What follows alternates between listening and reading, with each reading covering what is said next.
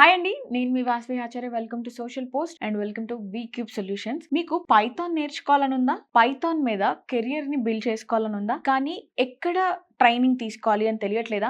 మంచి ఇన్స్టిట్యూషన్స్ ఎక్కడ ఉన్నాయని వెతుకుతున్నారా? ఒకవేళ పైథాన్ ఏఐ డిఎస్ఏ అంటే ఏంటి? కెరియర్ మీద పైథాన్ ఎలాంటి ఎఫెక్ట్ చూపిస్తుంది? మార్కెట్ టఫ్ ఉన్న టైంలో వి క్యూబ్ సొల్యూషన్స్ స్టూడెంట్స్ కి ఎలా జాబ్స్ ఇస్తున్నారు? సో వీటన్నిటి మీద మనతో మాట్లాడడానికి Python trainer 14 years plus experience ఉన్నారు. సో శ్రీనివాస్ గారు, సార్ని ఇన్వైట్ చేద్దామా?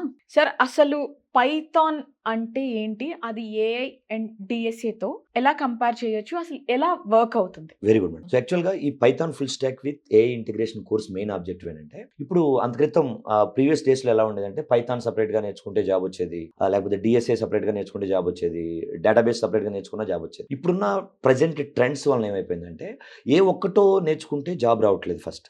అందుకని we are making it full stack అనమాట. It's like programming language and mean back end, front end, database knowledge, వీటన్నిటిని కలిపి ఒక ప్రాజెక్ట్ డెవలప్ చేసే నాలెడ్జ్ తీసుకొస్తున్నాం మేడం. ఇక్కడ ఈ కోర్సులో మెయిన్ ఫోకస్ ఏంటంటే ప్రతి వాళ్ళకి పైథాన్ యూజ్ చేసి ప్రాబ్లమ్ సాల్వింగ్ నేర్పిస్తాం. ఎందుకంటే అసలు పైథాన్ అనే లాంగ్వేజ్ ఎందుకు యూజ్ చేస్తారంటేనండి, మనం కంప్యూటర్తో చేయించాలనుకున్న పనిని సో ఈజీగా కంప్యూటర్కి అర్థమయ్యేలా చెప్పడం కోసమే లాంగ్వేజ్ యూజ్ చేస్తారు. ఇక్కడ మేము డిఫరెంట్ టాస్క్లను తీసుకుని ఆ టాస్క్ని యాజ్ ఏ హ్యూమన్ మనం ఎలా సాల్వ్ చేస్తాం, ముందు ప్రాబ్లమ్ సాల్వింగ్ స్కిల్స్ నేర్పించి అది కంప్యూటర్కి ఎలా ఎక్స్ప్లెయిన్ చేయాలి బై యూజింగ్ పైథాన్ అనేది నేర్పిస్తాం. ఆ తర్వాత డేటాబేస్ నాలెడ్జ్ తీసుకొస్తాం. ఎందుకంటే data is the new fuel madam. So it's like మనం వేరెవర్ యూ గో, ఏ బిజినెస్కి వెళ్ళినా సరే database is very important. So data is very important. యాక్చువల్గా ఆ డేటాని అనలైజ్ చేసి అందులోంచి మీనింగ్ఫుల్ ఇన్ఫర్మేషన్ ఎలా తీసుకుని రావాలి అనేది నేర్పిస్తామండి. మనలో చాలా మంది MySQL అంటే ఇన్సర్ట్, అప్డేట్, డిలీట్ నేర్చుకుంటే చాలు మాకు MySQL వచ్చినట్టే అని ఫీల్ అవుతారు. కాదు బాస్, ఒక అప్లికేషన్ కి ఒక డేటాబేస్ ఎలా ఉండాలి, ఒక డేటాబేస్ డిజైన్ ఎలా చేయాలి, అందులో డేటాను ఎలా స్టోర్ చేయాలి, ఆ తర్వాత అందులోంచి మీనింగ్ఫుల్ ఇన్ఫర్మేషన్ ఎలా ఎక్స్ట్రాక్ట్ చేయాలి అనేలాగా మేము ఒక clear end to end knowledge నేర్పిస్తామండి.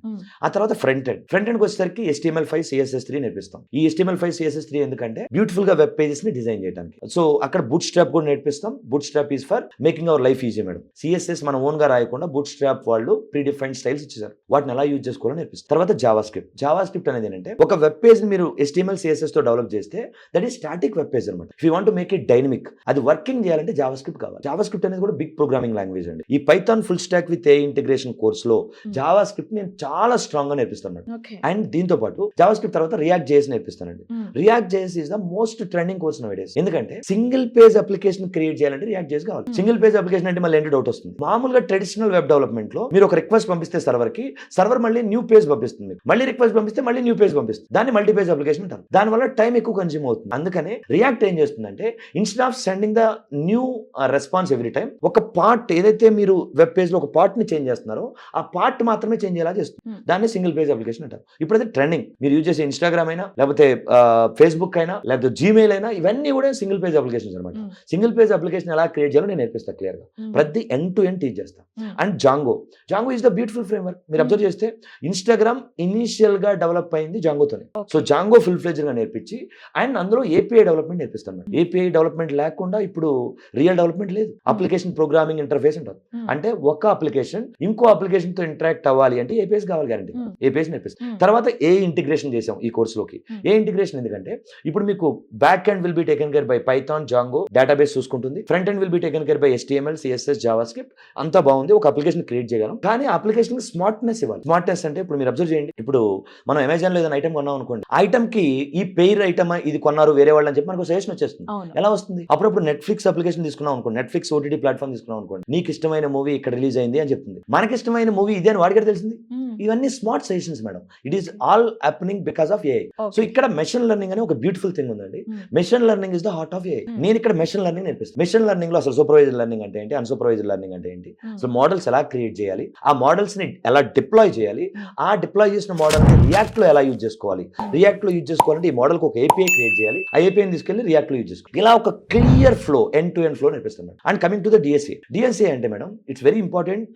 DSA అనే దానికన్నా కూడా ఆప్టిమైజ్డ్ అండ్ ఫాస్ట్ రన్ అయ్యే కోడ్ ఎలా రాయాలి అనేది వెరీ ఇంపార్టెంట్.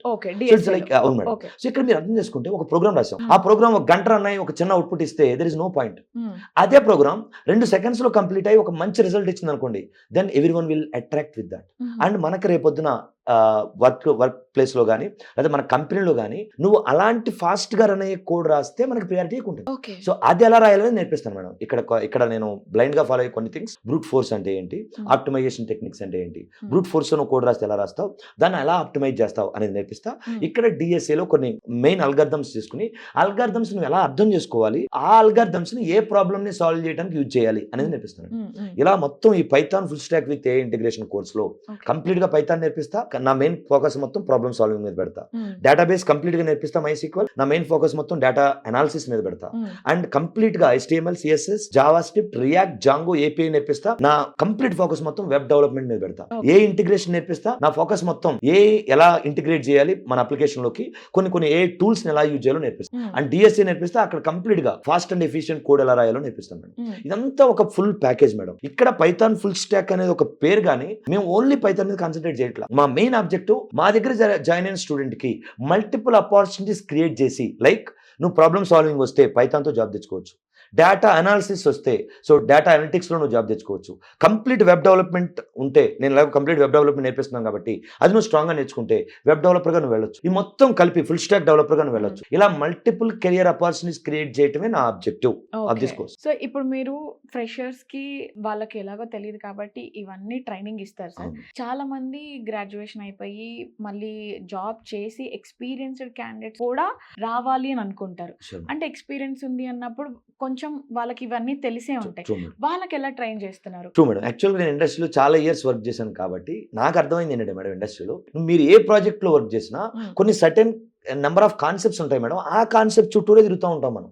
మనం వర్క్ చేస్తున్నాం అంటే కొన్ని థింగ్స్ మీద తిరుగుతూ ఉంటాం. ఆ వాస్ట్ నాలెడ్జ్ ఉండదు మేడం. వర్క్ చేసేటప్పుడు వాస్ట్ థింగ్స్ మీద ఫోకస్ పెట్టలేదు. వీఆర్ ఓన్లీ కాన్సన్ట్రేటింగ్ అని అప్పుడు ఆ రోజు ఇచ్చిన వర్క్ ఏంటి, లేకపోతే ఆ రోజు వచ్చిన ఇష్యూ ఏంటి, దాని మీద ఫోకస్ చేసి వెళ్తూ ఉంటాం. సో బయటకు వచ్చేసరికి కంపెనీస్ మన దగ్గర నుంచి మెనీ థింగ్స్ ఎక్స్పెక్ట్ చేస్తున్నాయి. లైక్ ఇప్పుడు ఫుల్ స్టాక్ డెవలపర్ కావాలనుకోండి, ప్రాబ్లమ్ సాల్వింగ్ స్కిల్స్ ఎక్స్పెక్ట్ చేస్తున్నారు, డేటా అనలిటికల్ స్కిల్స్ ఎక్స్పెక్ట్ చేస్తున్నారు, front and back and design చేయడం ఎక్స్పెక్ట్ చేస్తున్నారు, ఏ ఇంటిగ్రేషన్ ఎక్స్పెక్ట్ చేస్తున్నారు, ఇవన్నీ ఎక్స్పెక్ట్ చేస్తున్నారు. అవన్నీ వర్క్ చేసే వాళ్ళ దగ్గర ఉండవు మేడం. సో అంటే నా మీనింగ్, ఒక కంపెనీ మిమ్మల్ని బాహుబలి రేంజ్ లో స్క్రీన్ చేస్తుంది, లోపల వర్క్ చేయడం నార్మల్గా ఉంటుంది. కానీ మిమ్మల్ని స్క్రీన్ చేసేప్పుడు మాత్రం బాహుబలిలా ఉండాలని స్క్రీన్ చేస్తుంది. సో మీరు వర్క్ చేసే వాళ్ళైనా సరే మా కోర్సులో జాయిన్ అయితే you are going to learn many things. So మీకు రేపొద్దున మల్టిపుల్ ఆపర్చునిటీస్ క్రియేట్ చేసే మల్టిపుల్ ఆపర్చునిటీస్ ని గ్రాబ్ చేసే నాలెడ్జ్ మీకు అందిస్తాం మేము. సో ఎవ్రీవన్ ఫ్రెషర్ అవనండి, ఆల్రెడీ వర్క్ చేసే ఎంప్లాయీ అయినా సరే VCube లో జాయిన్ అయితే they can get good knowledge, they can get good job. Okay sir, ఇంకొకటి కూడా అడగాలనుకున్నాను. ఇప్పుడు మార్కెట్ లో ఏంటి అంటే, నేను ఎవరిని ఉద్దేశించి అనట్లేదు, స్టూడెంట్స్ కి మేము ఆపర్చునిటీస్ ఇస్తాము, జాబ్లో జాయిన్ చేస్తాము అని చెప్పేసి కొన్ని కంపెనీస్ కావచ్చు, ఇన్స్టిట్యూషన్స్ కావచ్చు, డబ్బులు తీసుకొని పాపం వాళ్ళని మోసం చేస్తున్నారు సార్. స్టూడెంట్స్ కూడా ఎలా ఉన్నారు అని అంటే, సరే జాబ్ వస్తుంది కదా అన్న హ్యాపీనెస్లో ఎంత అడిగితే అంత ఇచ్చేయడమో, లేకపోతే ఆలోచన లేకుండా చేయడం, ఆ పనులు చేసేయడమో అవుతుంది. సో అలాంటి టైంలో మనం ఎలా జాగ్రత్తలు తీసుకోవాలంటారు? True madam. యాక్చువల్గా ఈ షుగర్ కోటెడ్ మాటలు ఎక్కువైనాయండి ఈ మధ్యన ఈ మార్కెట్లో. మళ్ళీ చెప్తానండి, VCube గా నేనైనా లేకపోతే VCube గా మేమైనా సరే మీకు జాబ్ ఇస్తాం అని చెప్తే నమ్మొద్దు, అది ఫేకే. ఎవరు నీకు డైరెక్ట్ గా జాబ్ ఇవ్వరండి. ఏ కంపెనీ కూడా స్కిల్స్ లేకుండా జాబ్ ఇవ్వట్లేదు. ఫస్ట్ మీరు అది గుర్తుంచుకోండి. నీకు జాబ్ రావాలంటే ఒకటే ఒక వే ఉంది. ఇప్పుడు నువ్వు సబ్జెక్ట్ నేర్చుకో, ప్రాపర్ గా జాబ్ తెచ్చుకో, అంతే. సో అలా కాదు, నాకు తెలిసిన వాళ్ళు ఎవరో TCS లో ఉన్నారు, లేదా మా బాబాయ్ TCS లో మేనేజర్, లేదు నాకు ఎవరో డబ్బులు ఇస్తే జాబ్ ఇస్తా అన్నారు, ఇవన్నీ ఉత్తి మాటలండి. మీ బాబాయ్ TCS లో మేనేజర్ అయినా కానీ ఆయన జాబ్ కాపాడుకోవడానికి ఆయన బాధలు ఆయన పడతా ఉంటాడు. సో నీకు పెట్టించగలిగితే ఆయన ఒక ఇంటర్వ్యూ పెట్టించగలడేమో కానీ, సో ఈ cannot get you the job for you. ఓకేనండి. డబ్బులు ఇచ్చినా కూడా, ఒక కంపెనీ మీరు ఎవరో డబ్బులు ఇచ్చినా ఫేక్ గా నిన్ను ఒక నెల రోజులు ఏదో ఒక కంపెనీలో పెట్టి సో మేనేజ్ చేయిస్తారు. కానీ రేపొద్దు నువ్వు ఆ టీంలోకి వెళ్ళిన తర్వాత టీం కూడా నీ దగ్గర నుంచి వర్క్ ఎక్స్పెక్ట్ చేస్తుంది, నాలెడ్జ్ ఎక్స్పెక్ట్ చేస్తుంది. ఆ నాలెడ్జ్ లేకుండా నువ్వు సర్వే అవుదాం అంటే కష్టం. సో నువ్వు డబ్బులు కట్టినా లేకపోతే ఎవరు రెఫరెన్స్తో జాబ్ తెచ్చుకున్నా ఫైనల్గా నీకు కావాల్సిన నాలెడ్జ్ లేకుండా ఎవరు జాబ్ నీకు తెచ్చివ్వలేరు. సో ఎవరు ఏం చెప్పినా నమ్మొద్దు. ఒక్క రూపాయి కూడా మీరు అనవసరంగా ఎవరికి ఇవ్వద్దు. ఎవరు మీకు జాబ్ తెచ్చివ్వలేరు. నీ స్కిల్స్ మాత్రమే జాబ్ తెచ్చిస్తాయి. నీకు స్కిల్స్ లేకుండా నీకు లాట్ ఆఫ్ స్ట్రెస్ ఉంటుంది, చుక్కలు కనపడతాయి లోపలికి వెళ్తాయి. సో ట్రూ, నువ్వు ఎన్ని డబ్బులు కట్టి లోపలికి వెళ్ళినా కానీ చుక్కలు కనపడతాయి. సో సబ్జెక్ట్ నేర్చుకో, జాబ్ తెచ్చుకో.